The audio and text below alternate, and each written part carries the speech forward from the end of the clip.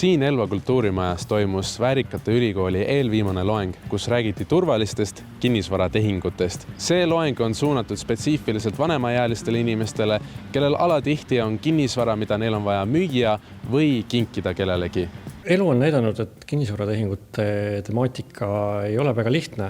Eakamad, kes võib-olla igapäevaselt kinnisvaratehingutega ei puutu kokku ja võib-olla kellel ka neid nõuandjaid niimoodi kohe võtta ei ole, natukene saaks aru, kuidas nendest probleemidest hoiduda ja võib-olla ka selle nurga alt, et keegi niimoodi ära ei kasutaks seda, et nad kõiki seaduse nüansse ei pruugi teada ja võib-olla kõike siis müügilepingusse kirja ei pane. Kaljuste sõnul on probleemiks tihti, et kokkuleppeid ei panda kirja ja inimesed ei suhtle omavahel piisavalt.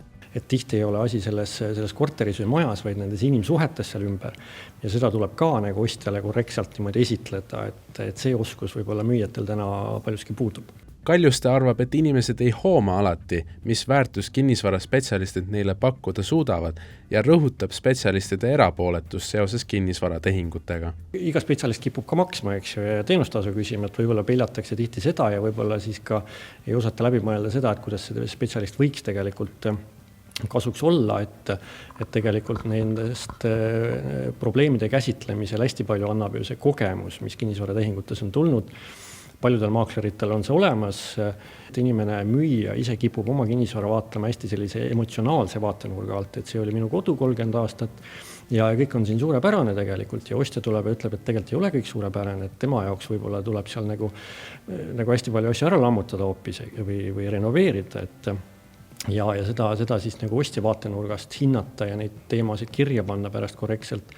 See on see oskus, mis inimestel peaks olema, et vahel selline erapooletu ekspert või nõuandja seal on sellist kulda väärt tegelikult. Kaljuste rõhub, et ka kinkelepingud ei ole igas olukorras mõistlik teha, sest neid emotsiooni pealt tehes võib tulemus väga ebameeldiv olla. Täna sai ju ka räägitud sellest, et võib-olla seda kinkelepingut igas olukorras ei ole nagu mõistlik teha, kui me räägime ühest sellisest lähisugulaste ringkonnast, eks ju, et lihtsalt oma kodudena ära kinkida.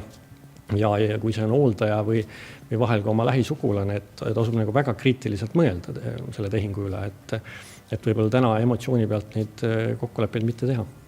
Kaare, kellel on vaja kinkelepinguga kinnisvara edasi anda, leidis, et loeng oli väga vajalik just eakatele inimestele, kellel on vaja vaikselt otsi kokku tõmmata. Elan Elva vallas kingituseks saadud elamises. Vaja seda edasi kinkida ja siis sellepärast oli tänane loeng nagu eriti vajalik. Täna oli siis see nagu selle inimese jaoks, kes hakkab nagu otsi kokku tõmbama, väga vajalik. Kaare kui Agar Väärikate ülikooli loengutel käia võttis loengu hästi ja lühidalt kokku. Kinkelepingut ära nii lihtlabaselt kohe ruttu tee on üks asi, teine asi, pane kõik asjad kirja ja kolmas asi on enne mõtle, siis ja küsi ikkagi targema inimese käest järgi. Tartu Ülikooli programm Väärikate ülikool toimub üle Eesti ning täpsemat infot leiab Tartu Ülikooli kodulehelt.